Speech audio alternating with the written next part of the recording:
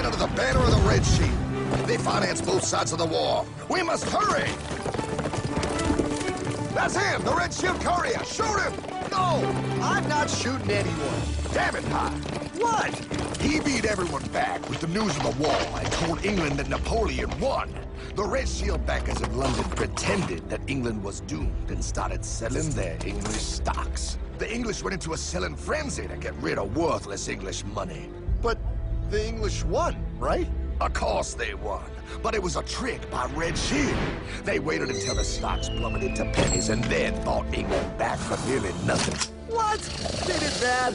How? When the English leaders found out, they had no choice but to give themselves over to the Red Shield. Their money was gone, and they were slaves to the Red Shield war debt. Since that time, the English have been paying their national taxes directly to the Red Shield private bankers. The people have no idea.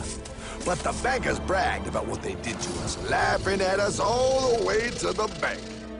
Why, it's the best business I've ever done. If I can control a nation's wealth, I care not who makes its laws. Oh, is this what Jefferson wanted to show me?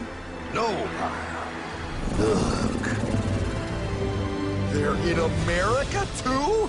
The Red Shield banks are here, Pye.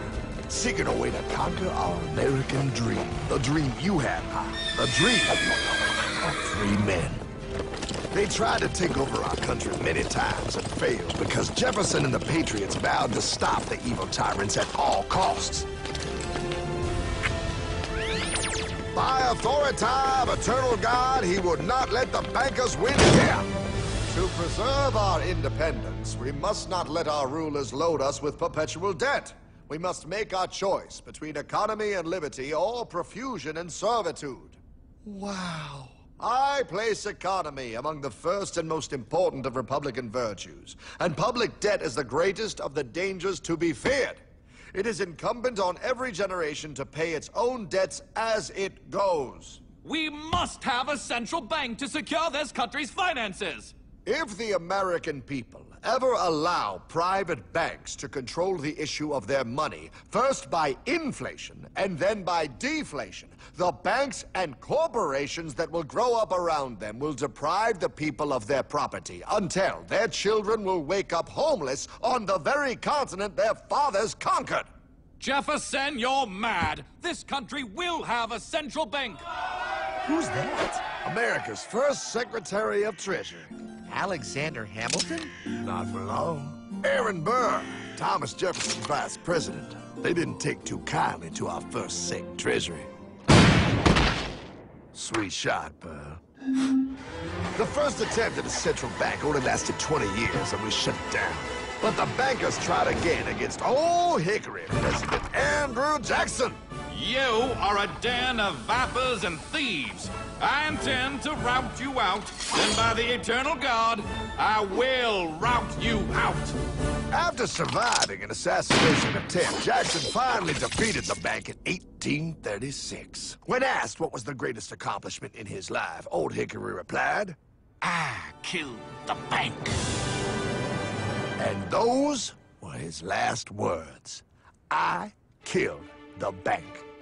And with real money backed with real gold, our country experienced the greatest boom in any nation's history. Oh, it was beautiful, pal. But the bankers, greedy for more power and wealth, were concocting their most ambitious plan yet to once and for all take control of the finances of the United States. In 1910, a secret meeting was held at the J.P. Morgan estate on Jekyll Island off the coast of Georgia. This meeting was so secretive, so concealed from government and public knowledge that the 10 attendees used code names. I am clearly the richest man, so I should be the one to run the super-secret central bank. I own all the oil in America. I'm clearly richer than you will ever be, hula girl. I should run the super-secret central bank. You're nothing compared to me, lube job. I shall run the secret bank. Silence! Supreme Master Leader, I didn't know you were gonna be here. I'm not. Neither are you, dumbass. Oh, yeah, right. He's so smart. None of you shall run the bank. We have failed in the past because of openness. This time, the key to success is secrecy. The people must believe that they run the bank. Yes, brilliant! A sneak attack. What's the plan? We first create panic, then we show them the solution. With our man in office and well-planned timing, we will have our central bank. And so the people think it is theirs. We shall christen it Federal. The Federal Reserve.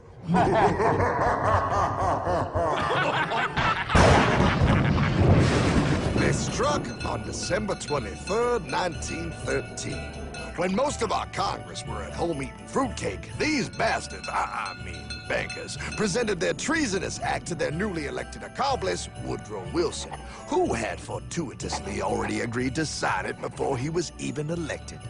Wait, the IRS? I thought we always had the IRS. No, pal. They did this to us too. The Fed now has the exclusive power to print America's money. They loan this money to our banks and our government at interest, putting immediate debt on our own money, printing more and more, so each dollar they print becomes worth less than the one before.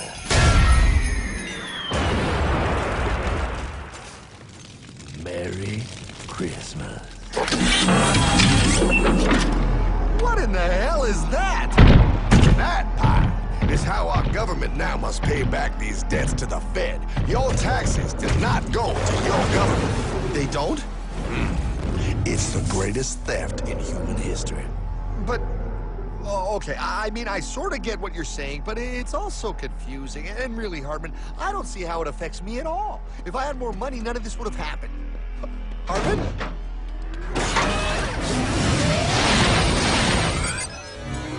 1955? Wow, what are we doing here? Oh, a little bit of shopping. Here, hold this.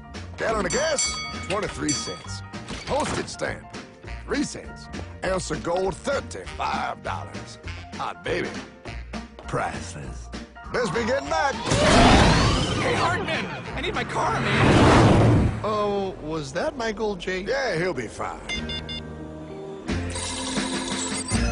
Now, pal, would you agree that you have the same exact things you had in 1955?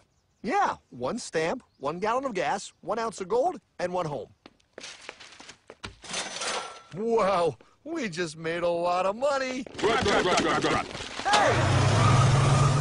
Gotta pay your taxes. Bet it's nice to have made all that money. Wait, that isn't fair. Now I actually have less money. I can't even go buy the things I just sold. The IRS and the Fed's inflation work together, pal. They aren't just taxing gain, they are taxing their inflation. You are no richer than you were in 1955. Now, does that sound fair or American to you? Yeah, but I mean, who doesn't hate taxes? I hate the IRS anyway. Pal, the higher they make the inflation, the more your money they take. It's thievery. You're not paying taxes on any more. You are paying taxes on the same, and now you have less.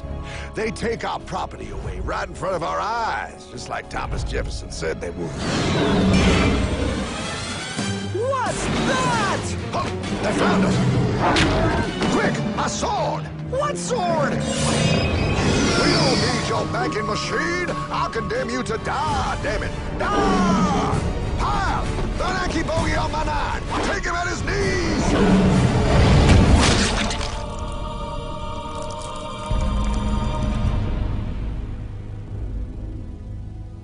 For we are opposed around the world by a monolithic and ruthless conspiracy that relies primarily on covert means for expanding its sphere of influence. What's happening? Where am I? I believe perhaps you understand now, pal, but you are afraid. JFK. Hartman, what does this have to do with my house and my dog? Oh, okay, that's enough. I want to go home now. This is the last president to stand up to the Fed. You must see. On June 4, 1963, President Kennedy signed Executive Order 11110. This executive order empowered the U.S. Treasury to issue real money without the Fed. It would have worked. Kennedy's plan to dismantle the Federal Reserve machine had begun. But 6 months later, John F. Kennedy went to Dallas and never returned. No way. No way they could do that. The new president, Lyndon Johnson, threw out Kennedy's order. And since JFK, no president has dared confront the secret powers behind the Federal Reserve. They consolidate bigger and bigger banks, print more and more money, accountable to no one, decimating our nation's wealth for the benefit of a few. Why? Why do this? If they hurt us, it hurts the global bankers too. No, Pyle. They are protected. They are too big to fail. But I'm not. Those sons of bitches! Sons of bitches all.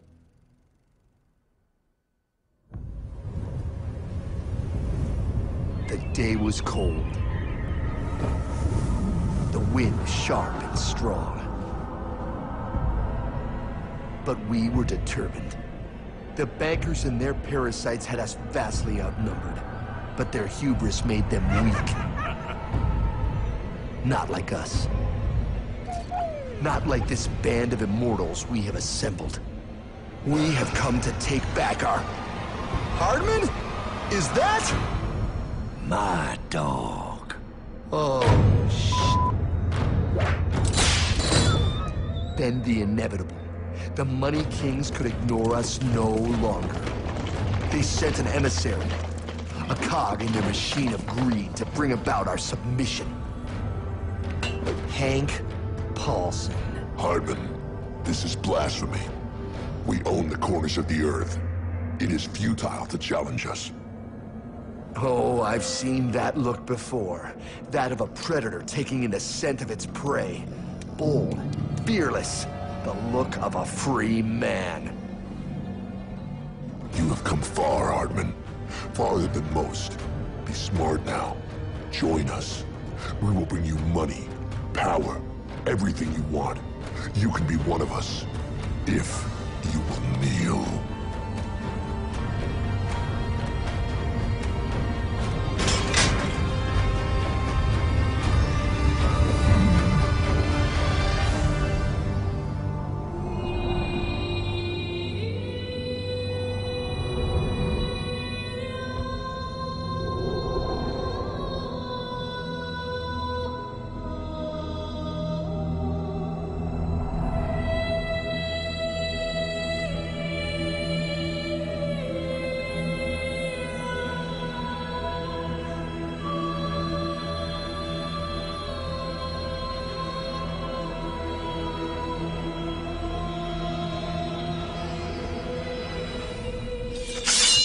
Madman.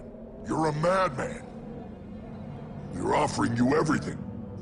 What do you think this is?